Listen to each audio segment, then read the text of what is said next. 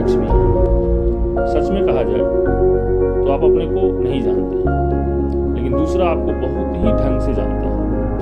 आपके पास कितना ज्ञान है और आप क्या कर सकते हैं, आपकी ताकत, आत्मविश्वास, साहस कितना है, परंतु आप खुद को नहीं जान पाते हैं। और यह बात आप जानने की कभी कोशिश भी नहीं की है कि आप कितने ज्ञानवान हैं, आप कितने साहसी हैं, आपके पास कितना आत्मविश्वास है।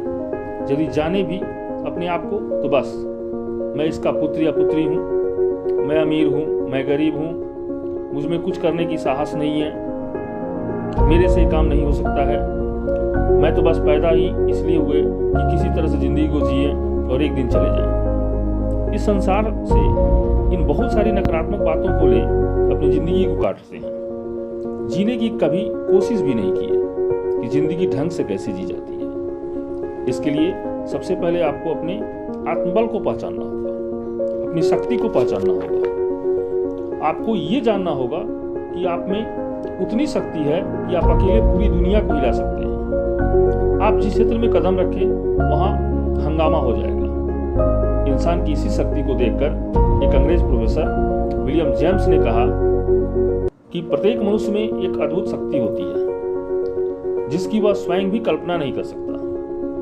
यदि किसी ऐसे यंत्र का आविष्कार हो जाए जो मनुष्य की शक्ति को मापा जा सके तो हम सभी अपने शक्तियों को देखकर आश्चर्यचकित हो जाएंगे। इसलिए अपनी शक्ति को पहचानने, अपने आप को जानने, जो भी व्यक्ति शरीर से भले ही मजबूत हो परंतु अंदरूनी शक्ति को पहचानना हो तो उसे जगह जगह अपमान सहन करना पड़ता है। विष्णु शर्मा के अनुसार अपनी शक्ति को प्रकट न करने से शक्तिशाली व्यक्ति भी अपमान सहन करता है।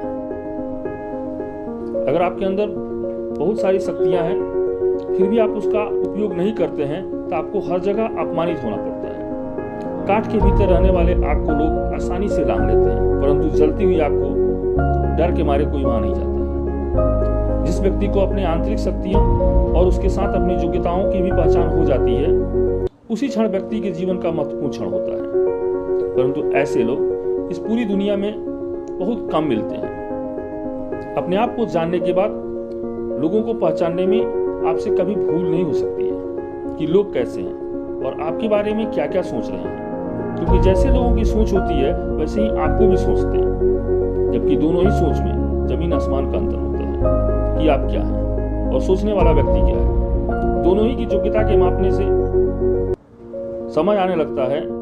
इसलिए आप अपने आप को पहचानें और ये भूल न करें ताकि आपकी अपनी जिंदगी खराब ना हो सके। न्यूयॉर्क की एक महिला